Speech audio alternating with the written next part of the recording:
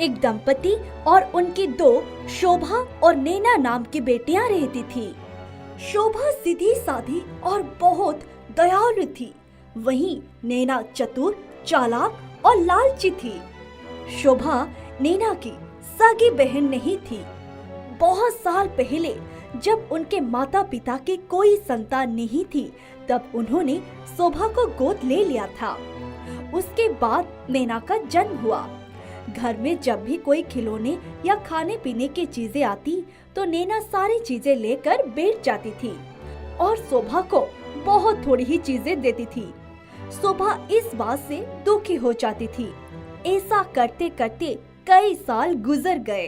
शोभा और नैना दोनों बड़ी हो गई। माता पिता ने दोनों की शादी एक ही गांव में कर दी। शोभा और नैना एक दूसरे के पड़ोसन बन गई थी। शोभा के घर वाले शादी के बाद संपन्न हो गए और नैना के परिवार पर गरीबी का संकट आ गया। शोभा की ठाट बाट देखकर नैना शोभा से बहुत जलती थी। एक बार नैना शोभा के पास गई और बोली, शोभा तुम मेरी बहन हो और पड़ोसन भी। हम आर्थिक रूप से परेशान हैं, अतः तुम्हारी मदद चाहते हैं। कहो, मैं तुम्हारी क्या मदद कर सकती हूँ?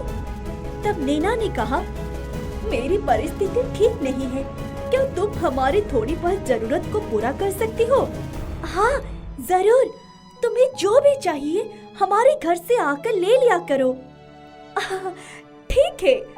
अगले दिन नैना शोभा के घर आती है। क्या थोड़ी चीनी मिल सकती है? रसोई में चीनी रखी है, जितनी जरूरत हो जाकर ले लो। नैना रसोई में जाती है और चीनी लेती है। अचानक उसकी नजर एक गले पर पड़ती है। नैना भरे हुए गले को अपनी साड़ी में छिपाकर अपने घर ले जाती है। शोभा जब गले को ढूंढती है वो नहीं मिलता। शोभा और उसका पति दोनों हैरान रह जाते हैं कि आखिर चीजें कहाँ गायब हो रही है। एक दिन गांव में सरपंच की बेटी की शादी रहती है। पूरे गांव को शादी की दावत मिलती है। शोभा और नैना भी सरपंच की बेटी की शादी में जाती है। सरपंच की बेटी बहुत कीमती हार पहने रहती है। उस हार को देखकर नैना के मन में लालच आ जाता है और वो उस हार को चुरा लेती है। हार की चोरी का पता लगाते ही सारे गांव में हड़कंप मच जाता है। चोरी का इल्जाम दुल्हन के बगल में खड़ी शोभा पर लग जाता है। गांव के सारे लोग शोभा को चोर समझते हैं और उसकी बहुत बेइज्जती करते हैं। गांव का सरपंच शोभा से कहते हैं, अगर 2 दिन में हार नहीं मिलता तो तुमको पुलिस में दे दिया जाएगा।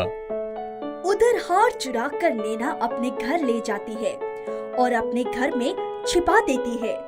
शोभा और उसका पति उदास होकर अपने घर आते हैं। शोभा अपने पति से कहती है, मुझे लगता है ये हार की चोरी नैना ने की है।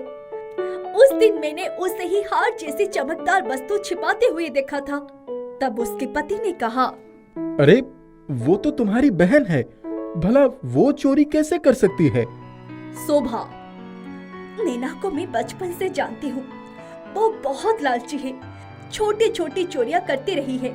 जब से हमारे घर में आ रही है तब से हमारे घर के भी चीजें गायब होने लगी है। शायद तुम ठीक ही कह रही हो। हम चोर ऐसे पकड़ेंगे जैसे चूहेदान में चूहिया पकड़ी जाती है। वो कैसे? बस तुम देखती जाओ। अगले दिन नैना ने फिर से शोभा के घर पर कुछ मांगने आती है। कल सरपंच ने चोरी का इल्जाम तुम पर लगाकर अच्छा नहीं किया। दीदी, मेरे घर में दाल खत्म हो गई है, क्या मैं किचन से जाकर थोड़ी दाल ले लूं? इतने में शोभा का पति सोने के नकली कंगन लेकर आता है और अपनी पत्नी शोभा से कहता है, मैं तुम्हारे लिए सोने के कंगन लाया हूँ। नैना को सोने के चमचमाते हुए कंगन को देखकर लालच आ जाता है और वो सोचती है कि कल मैं इस कंगन को चुरा लूंगी। फिर नैना दाल लेकर चली जाती है। शोभा का पति कंगन को इस तरह रखता है जिस तरह चूहेदान में रोटी रखी जाती है। जैसे चूहा रोटी खाने की कोशिश करता है और चूहेदान में फंस जाता है, उसी तरह नैना भी फंस जाएगी। यही सोचकर वो चूहेदाने में कंगन रखकर चला जाता है। अगला दिन होते ही नैना शोभा के घर आती है और शोभा से कहती है, क्या मैं किचन में जाकर थोड़ी प्याज ले लो? हाँ, जाकर ले लो। इतना कहकर शोभा और उसका पति छिपकर नैना को देखने लगते हैं। नैना को थोड़ी ही देर में उसको कंगन नजर आ जाता है।